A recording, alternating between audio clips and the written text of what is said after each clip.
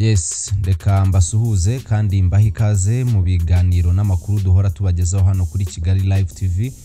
Wifuza kuzajya uhurubana natwe nta kindi usabwa uretse gukanda subscribe ndetse ugakanda no kuri ako kamenyetso k'inzogera kugira ngo ujye ubasha kudukurikirana gatanu kuri kagenzi kako. Hanyuma rero nkuko mubizi hashize umwanya muto yambagejejeho urutonde rw'ibyamamare bya hano mu Rwanda by'abagabo bitarashaka abagore, cyangwa se usanga ku mbuga nkoranyambaga abafana babo babahoza ku nkeke bavuga ati kubera iki mudashaka, ariko ugasanga bafite impamvu zabo bwite zibibatera. Kuri ubu rero ndongeye ngarukana urundi rutonde rw'abakobwa rwose batigisa imbuga nkoranyambaga, bakunzwe cyane ku mbuga nkoranyambaga ariko nabo batakozwa ibyo gushaka abagabo.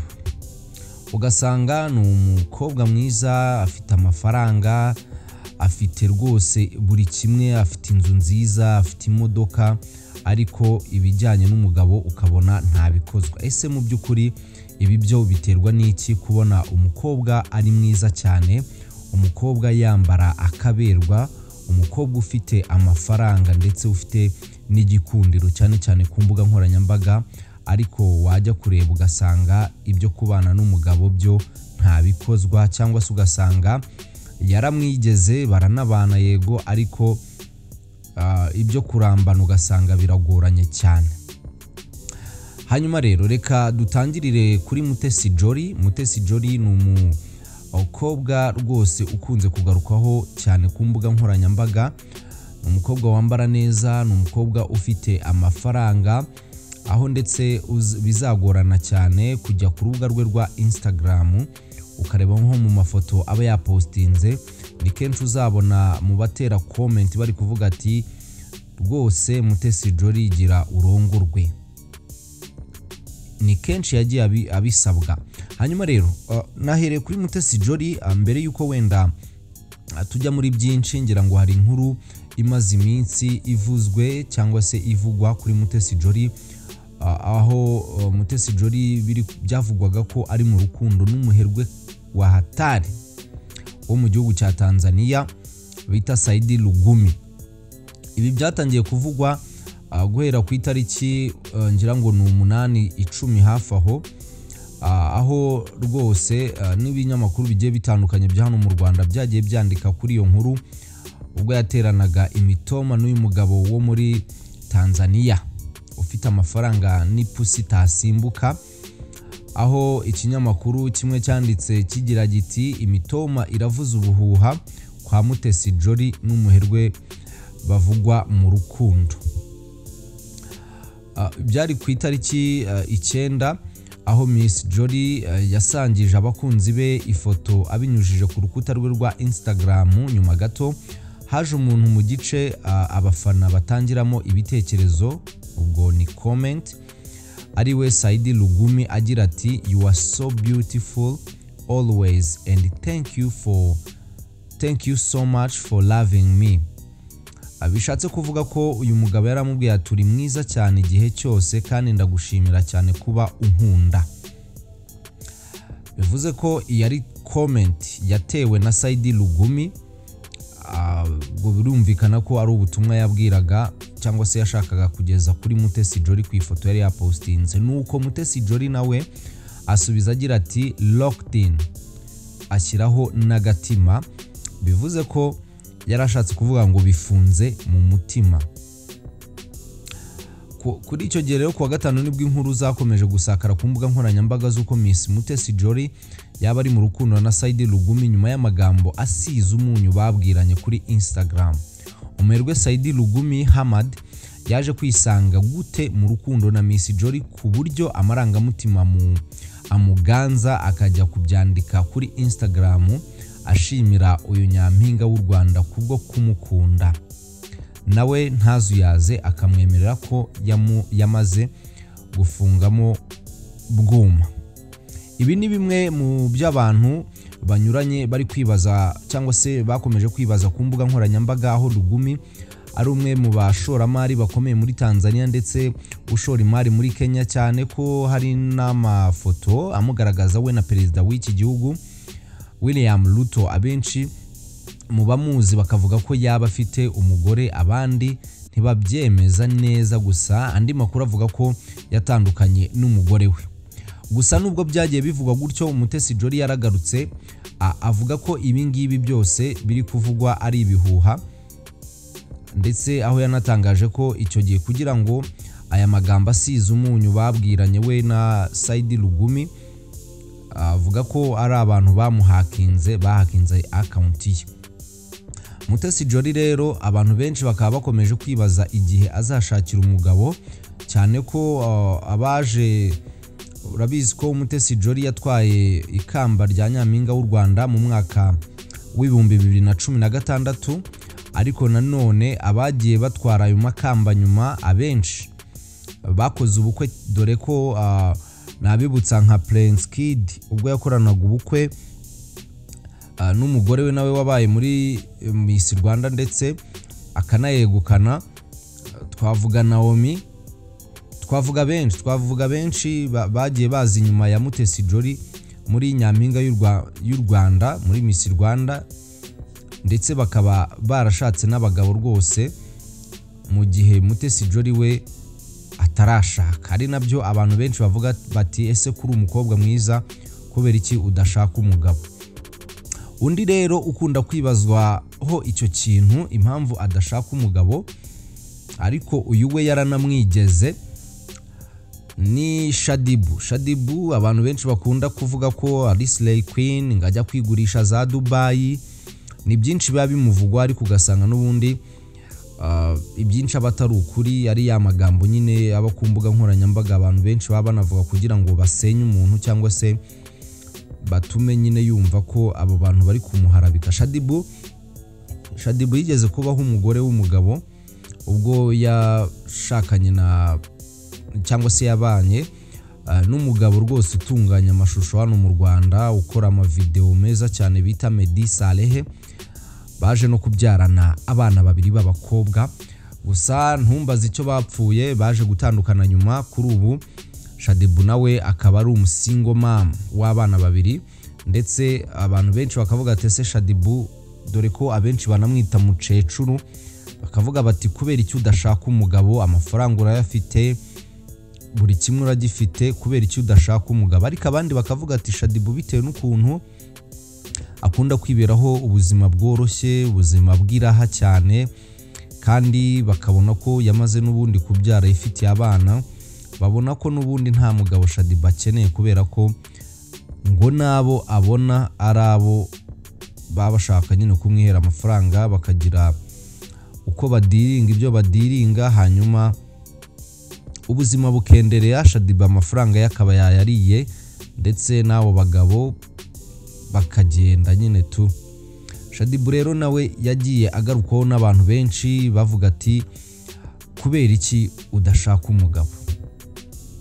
Bamwe bagiye bamushinja kujya kwigurisha mu bihugu byo hanze nka za Dubai n'ibindi, no muri za Nigeria, ariko ni ibintu Shadibu ubona ko atakwemerera akakora, yaba bikora cyangwa se atabikora. Nta n'impamvu yo kuza kwisobanura ku mbuga nkoranyambaga kuko ntawe agomba ibisobanuro.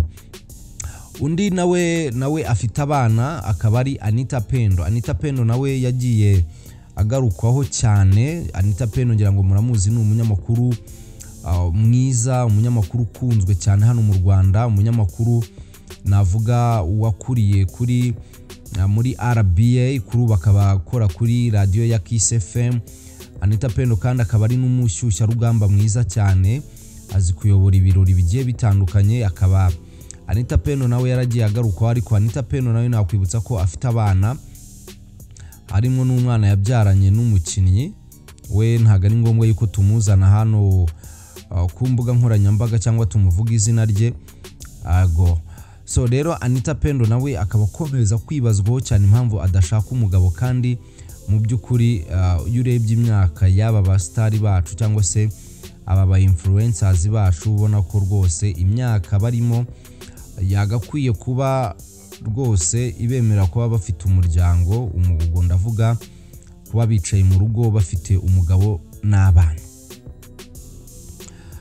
Niba nka Vestina uririmbana na Dorokasi ku myaka ya 22 yarabashije kujya no mu murenge agasezerana akaba agiye no gukora ubukwe, hanyuma ibi byamamare byacu biba birengeje 30, habura iki mu by'ukuri?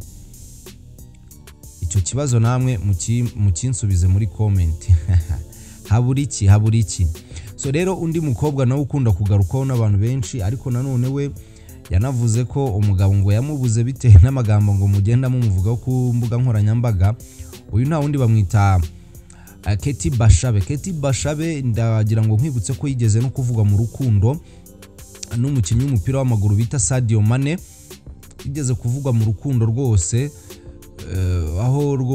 aho na Sadio Mane yabaga yagiye gukina, wabonaga ko Keti Bashabe yahasesekaye nawe yaje kwirebera match, ari naho abantu benshi batangiye kuvuga iby'urukundo rwa Keti Bashabe ndetse na Sadio Mane, nubwo Keti Bashabe nta kintu kirenze yigeze abivugaho, ariko Keti Bashabe nawe akaba ari umukobwa mwiza cyane ufite amafaranga rwose, ubayeho ubuzima buri class, ariko mu by'ukuri ugasanga nta mugabo. Undi nawe rero, uyu we bamwita izina bita umujejeta faranga, bamwita Ariyakuru.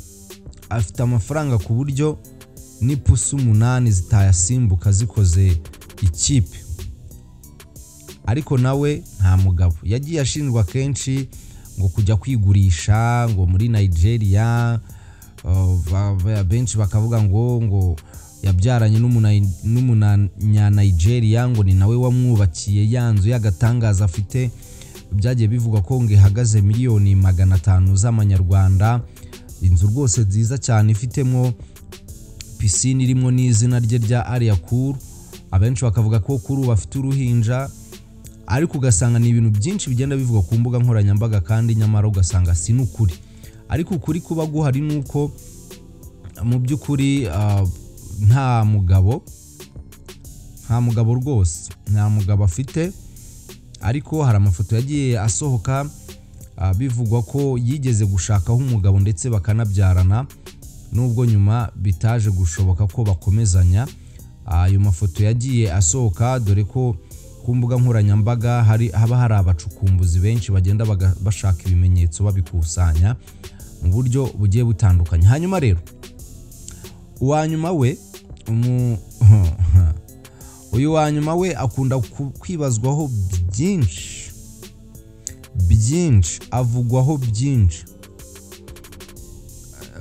Hashize n'iminsi apimwe, yarahamagajwe kuri REB bamupima urumogi ngo basanga ngo nta ruhari. Uyu nta wundi bamwita DJ Brian akaba yarabyaye nawe, ariko ntashobora kukwerura ngo akubwire ngo nabyaranye nande, ntashobora kukwerura ngo akubwire ngo ese story mezute, ese yabanje kubana n'umugabo, ese babikoze biraho gutyo birangira twite. Ubusanga nyine n'ubundi byamamare bigenda bishyira ubuzima bwabo muri privacy cyane, ku buryo utapfa kubinjira ngo umenye izabo. Ariko uyu DJ Brian nawe hibazwa impamvu adashaka umugabo, ariko we by'umwihariko murabizi ko bakunda kumwita umutinganyi cyangwa se umulesbienne, uryamana n'abakobwa n'abagore, nyine uryamana n'uwo bahuje ibitsina. Niba mwibuka neza mu mavideo amaze iminsi akwirakwira ku mbuga nkoranyambaga y'abakobwa baherutse gufungwa kubera gukwirakwiza amafoto y'urukozasoni n'amavideo bari kwikinisha, baryamanye, bari gusambana, ibintu nk'ibyo. Hari video wumvagamo bavugamo DJ Brian ngo yarindishije igitsina runaka, nyine babivugamo gutyo. Ibyo bikagenda bikahita bihuza n'inkuru zikomeza kugenda zivuga kuri DJ Brian, bivugwa ko aryamana n'abagore bagenzi be, nubwo nta uba ubihagazeho, usibye ko n'ibyo ngibyo atari ibintu byo kuza umuntu yinjirira, kuko nawe niyo uryamana n'abagore bisanzwe nta muntu ubikontaho ku buryo nyine byaba inkuru tu. So rero byagiye bivugwa kenshi, ariko nanone ugasanga hari ibimenyetso bigenda bisohoka bishobora kubikonfirima, nk'amavideo yagiye asohoka DJ Brian ari kubyinana n'abakobwa, amavideo yagiye asohoka ubona we n'umukobwa bavanye mu bwiherero bwa night club runaka. Ni byinshi byagiye bivugwa, ariko nanone ibyo ngibyo ugasanga n'ubundi yuri icyamamare niko biba bigomba kugenda, ugomba kuvugwa byanze bikunze. Ibyiza n'ibibi, ukuri n'ibinyoma, byose biba bigomba kukugeraho. Ariko nanone hari ibintu umuntu aba atagomba kurenza ingohe. Ni ikihe kibazo kiba kiri mu bakobwa b'abasitari bo mu Rwanda kaba ari beza? Ni ikihe kibazo kiba kirimo mu by'ukuri gituma badashobora gushaka ngo bubake nk'abandi? Bamwe mu bakobwa b'abasitari bashinjwa cyangwa se bavugwaho ibintu bigiye bitandukanye, harimo kwigurisha, harimo kurya amafaranga y'abagabo, harimo ibintu nk'ibyo. Bakavuga ko rero kugira ngo bashake byagorana cyane, kuko babonye abo bagabo bashobora kugenda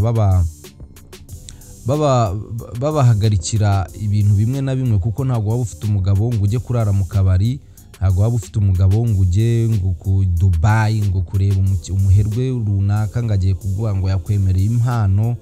Ibyo ngibyo abantu bakabyuriraho bakavuga ati ibi byamamare bimwe na bimwe bikunda ubuzima bw'iraha, ntago bazana abagabo mu buzima bwabo bo kubastressa. Ati cyokoza bashaka babatera inda, hanyuma bakibyarira abana, hanyuma nabo bakiberaho ubuzima bwo kuryoshya no kurya amafaranga y'abagabo.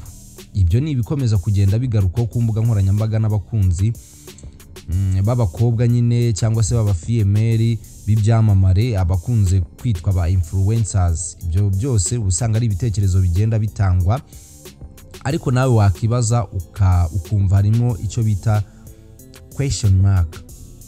Kubera iki badashaka?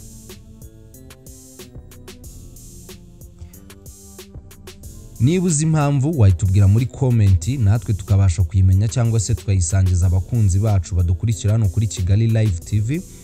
Twebwe icyo dushinzwe no kuzatubagezaho ama updates, amakuru, utuntu nk'utu ngutu, ama top 10 show, kugira ngo utazajya ucikwa. Rero byaba byiza ukanze subscribe, aho handitse subscribe, ndetse ugakana no kuri ako kamenyetso k'inzogera, kugira ngo n'ubundi biganiro nk'ibi ngibi ku mwanya nk'uyu nguyu buri munsi, umunsi ku munsi, bitazajya bigucika. Byo wibuka no gukanda like, ndetse uduhe n'ibitekerezo bigiye bitandukanye muri comment section, kugira ngo tujye tumenya ibiri kubera hirya no hino. Ushobora no kutubwira ati muzadukorere ku nkuru iyi n'iyi, muzadukorere inkuru ku muhanzi uyu n'uyu, muzadukorere inkuru ku bintu nk'ibi ngibi. Ibyo byose rero niyo mpamvu duhari ku bwanyu. Reka mbashimire rero mwebwe twabanye muri iki kiganiro, nshimira mwe mwese mwamaze gukanda subscribe. Ibiganiro byacu ni ubutaha. Ciao ciao.